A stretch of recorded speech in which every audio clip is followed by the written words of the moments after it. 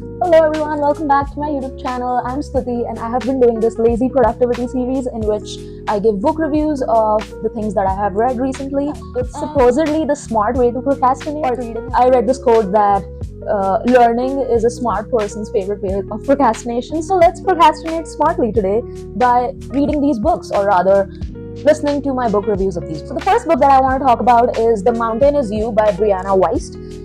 For the longest time, it felt like it's a Ryan Holiday book. She even quotes him a bunch. I think it was pretty interesting. The Mountain Is You is kind of like a book about how we self-sabotage and how we can stop that. Usually the upward slope, she explains, is like we know we want and what we need to do to get there, and the lower slope, or like the downward slope, is things we are not aware of that are holding us back. I can like insert a little diagram here, but yeah, she helps you understand what you're not aware of that's holding you back and how you can fix it.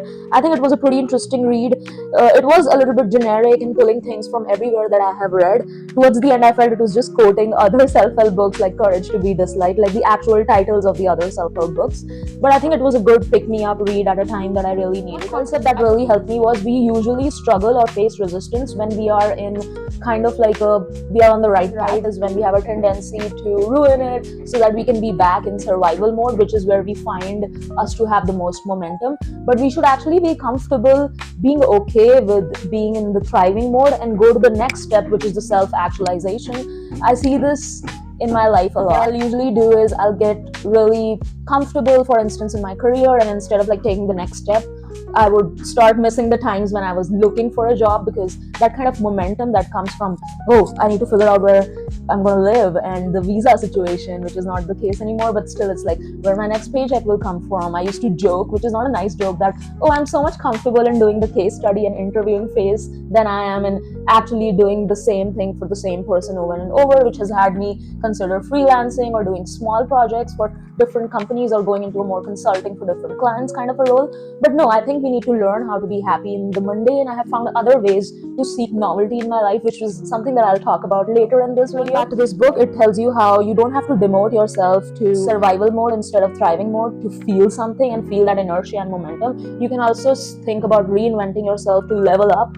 to what's next, like self-actualization and going towards the bigger picture. In the more traditional sense, it could mean like a promotion, but it could also mean quitting like a salaried structure altogether and becoming like an entrepreneur and working for yourself and for something that interests you more. So all of these things that really helped me about this book. Some other ideas were how the truth is that you can have a vision of what you want and know that it's undoubtedly right for you, and simply not feel like taking the action required to pursue that path.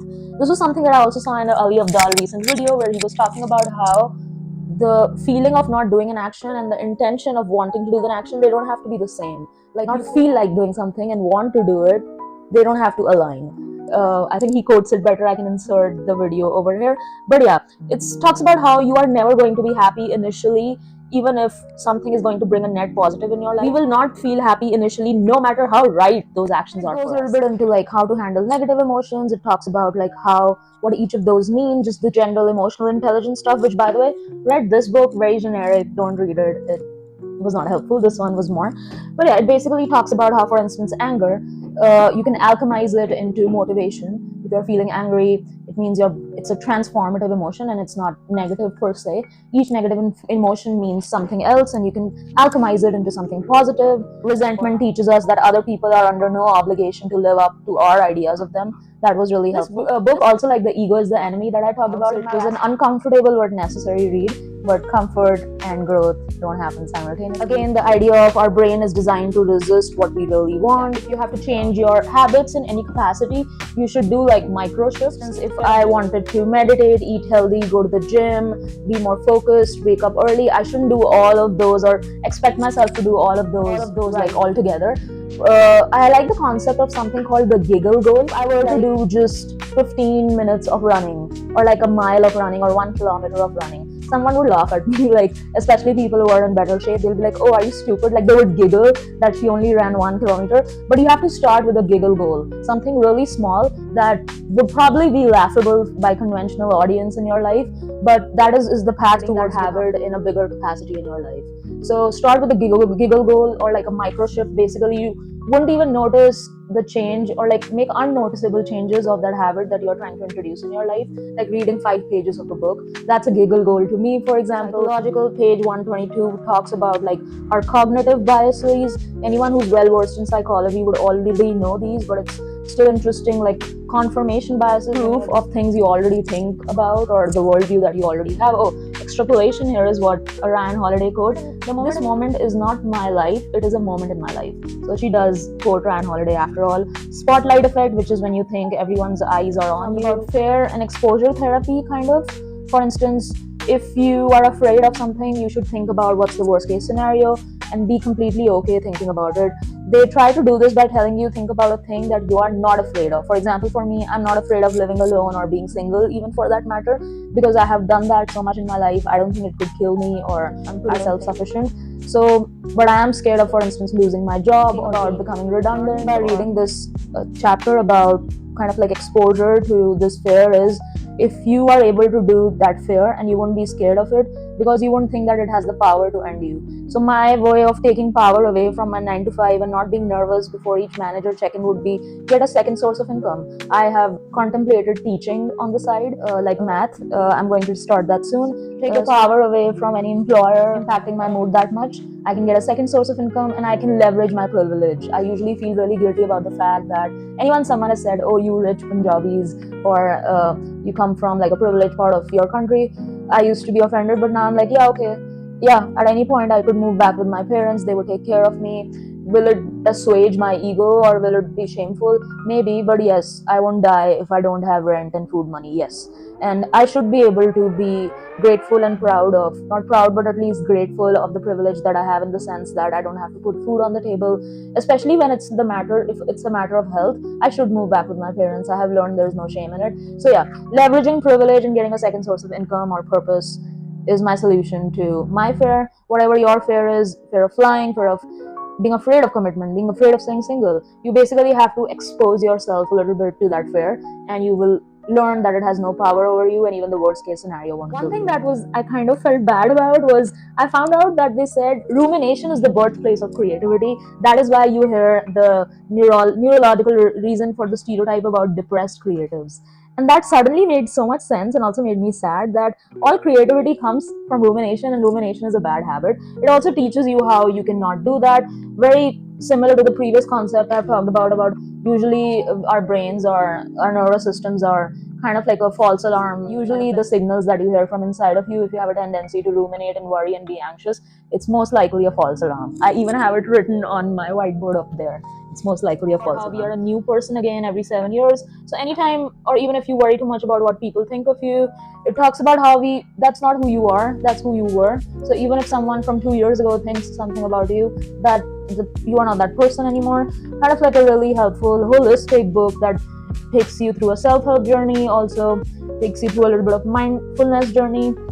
Yeah, I would recommend this book. It may feel generic towards the end, but I think it's a good read, especially if you're trying to pick yourself out of a slump, if life has become mundane and you don't feel like your purpose is clear to you, if there is any kind of confusion in your life or anything that you think is holding you back and you don't know how to point a finger to what that thing is, Mountain of You is a pretty good book. And with that, let's move on. The next book that I want to talk about is called The Empire of AI by Karen Howe. It's basically a book about how OpenAI, Dreams and Nightmares. It's called Dreams and Nightmares in Sam Altman's Open. Let me introduce by why I wanted to read this book. I was actually in the process of learning LLMs and just upskilling myself in the AI capacity myself by getting a Coursera membership, but then I fell sick, and that led me to go into like a deep rabbit hole about like AI podcasts and the climate effects of it. Is it good or not? Is it ethical? And that is how I discovered this book, by this podcast that I was listening to when I was slifting and hopped up on NyQuil and DayQuil.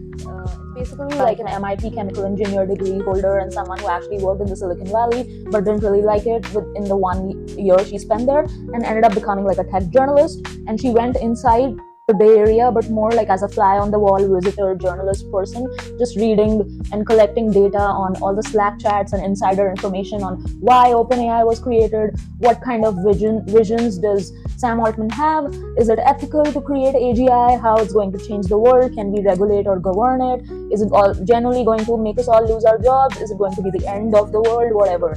So this kind of like tries to answer that question, and it was a pretty interesting read. It was kind of like the typical Bay Area tech bro lore that I could get.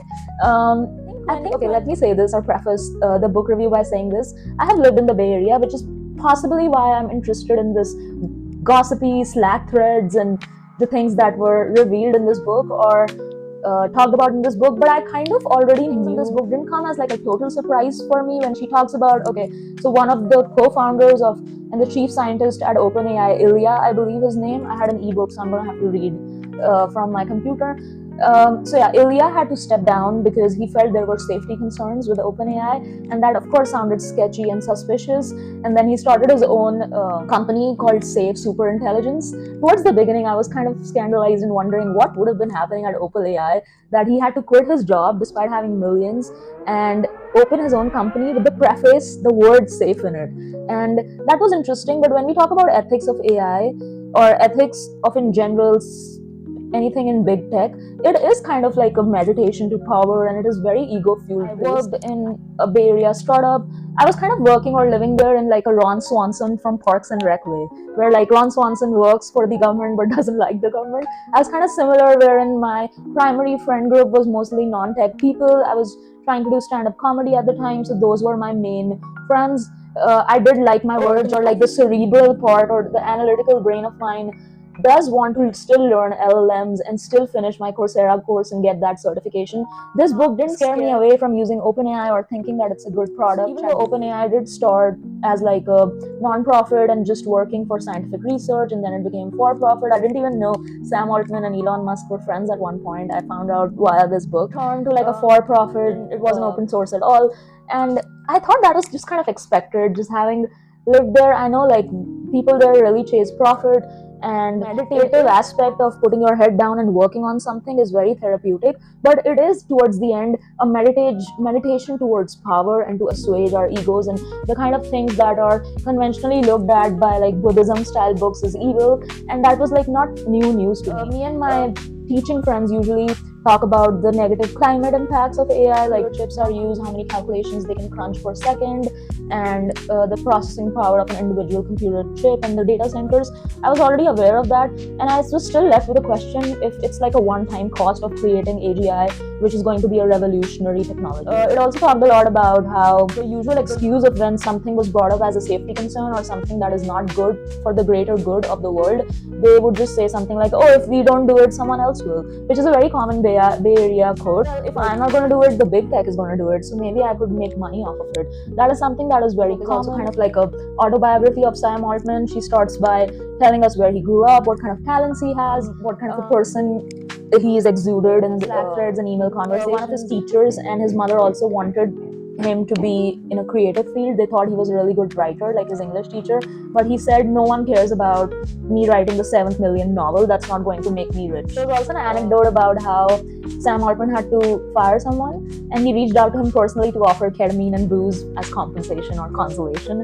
That was interesting. Just a lot of interesting quotes. You should read this book if you just want to get a peripheral information about what the ethics of AI from an insider looks like. You can listen to her YouTube video. I think that does the job, or this podcast. But also like discrimination towards women in tech, which is also not new news. When she was going in to interview and be a fly on the wall, she was given that like, oh sweetie, don't bother your pretty little head, which is familiar treatment. But she just put down her MIT chemical engineering degree, saying that I have the intellect, I just don't want to work with these kind of people, or the kind of people I've encountered in tech is not my personality type, which is why I became a tech journalist. So just put some respect on my MIT degree and give me the answer. We also talked about how technologies that would address climate change have existed for a while. We are just not willing to use them or adopt them at scale by society for whatever reason. I always try to find like a climate tech startup to work for. I just can't find many in India. I did find one in the Netherlands.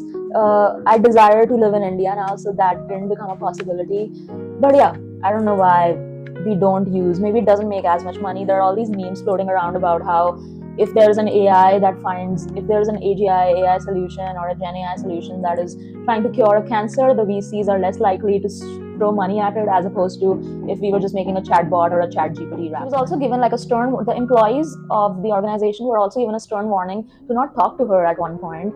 And I think she prefaced this book by also saying that Sam Altman simply didn't talk to her. The book also led me to finally rewatch The Imitation Game, the movie about Alan Turing with Benedict Cumberbatch, where he does something similar, like a machine beats a machine. They say they are willing to redistribute the benefits that AGI invention makes them towards the society, even if they were to impact jobs. I don't know how they plan to do that. They talk about like a universal basic income. Would that be a way? But that's not something that he said out loud. Pretty good, but watching a Karen Howe podcast or listening, give it a listen, and I think it would do the job. You don't need to read a 500-page book.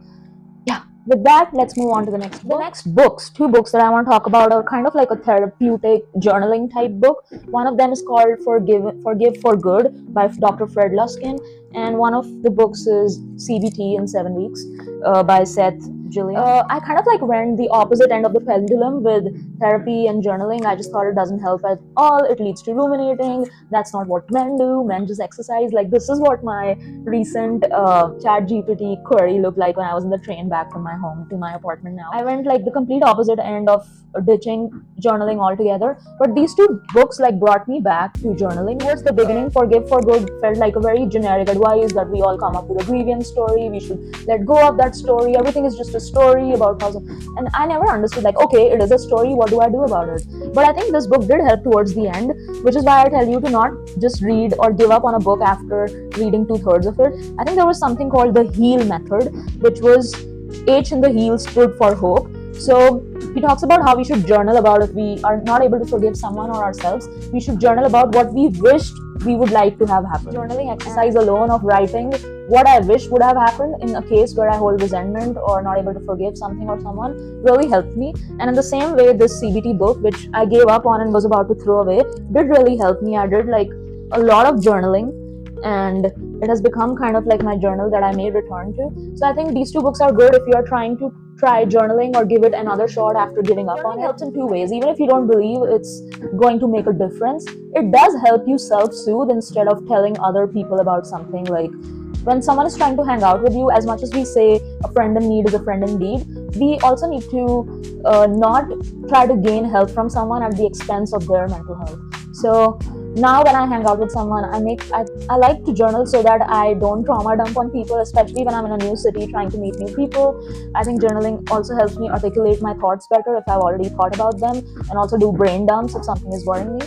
So these two books were good for me to return back to that habit. The last book that I want to talk about is They Both Die in the End by Adam Silvera.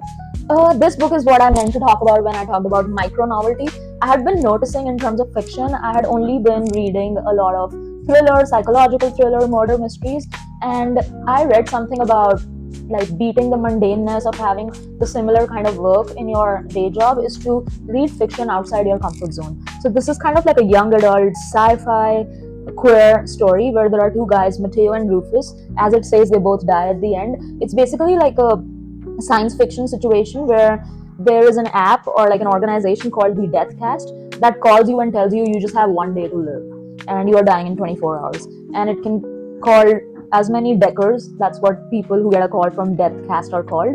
And yeah, the story just takes you through two guys who have been called by the Death Cast to be informed that they will die in the next 24 hours. It was a pretty good read. I think it did break me out of my generic psychological thriller. All I would say, I won't reveal the plot of a fiction book. I think you should read this, especially if you have never read something in this genre. And that concludes my book review. Thank you for watching this video. Stay tuned, keep reading. Let me know if there are some specific books that you would like me to read and review. And yeah, I'll see you next time.